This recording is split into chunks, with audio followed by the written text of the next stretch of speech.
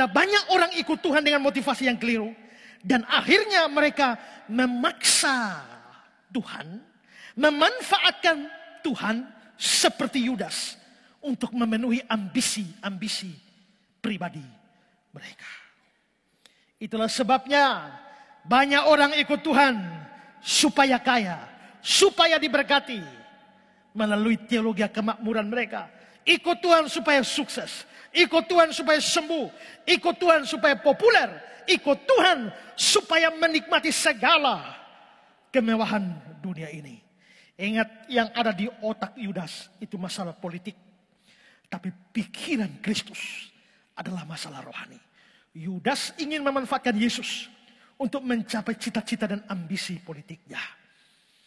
Saya sering kali melihat kalau musim-musim pilkada, berapa banyak orang, termasuk orang Kristen, memanfaatkan Yesus, memanfaatkan hal-hal rohani, memanfaatkan gereja, memanfaatkan nama-nama pelayanan untuk mencapai ambisi-ambisi politis tertentu.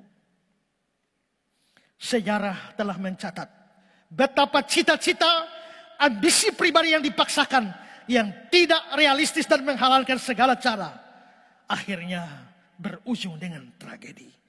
Jangan pernah mencoba membuat Yesus seperti apa yang kita inginkan.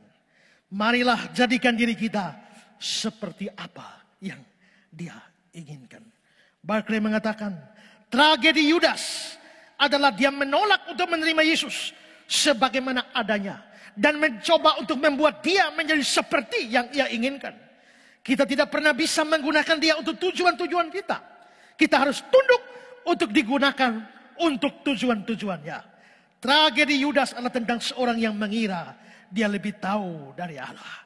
Saudara, serahkan dirimu untuk dipakai guna tujuan Tuhan dan bukan pakai Tuhan untuk mencapai tujuan saudara.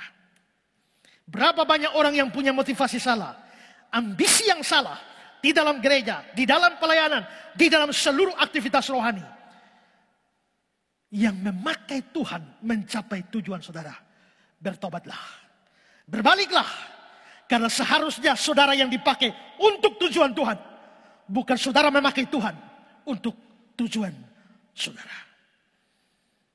Jikalau kemungkinan ini benar, maka penting bagi kita memperhatikan motivasi kita.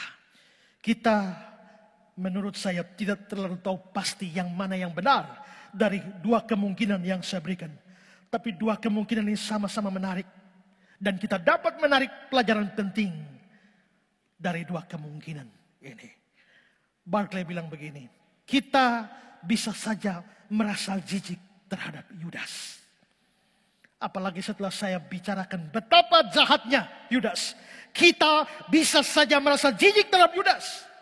Akan tetapi marilah kita memikirkan kembali ketamakan, iri hati, ambisi, keinginan dominan untuk hidup dengan cara kita sendiri. Berbedakah kita dengan Yudas? Inilah hal-hal yang membuat Yudas mengkhianati Yesus. Dan inilah hal-hal yang masih bisa membuat orang pada masa kini mengkhianatinya. Adakah engkau Yudas? Adakah engkau Yudas? Adakah engkau Yudas? Adakah?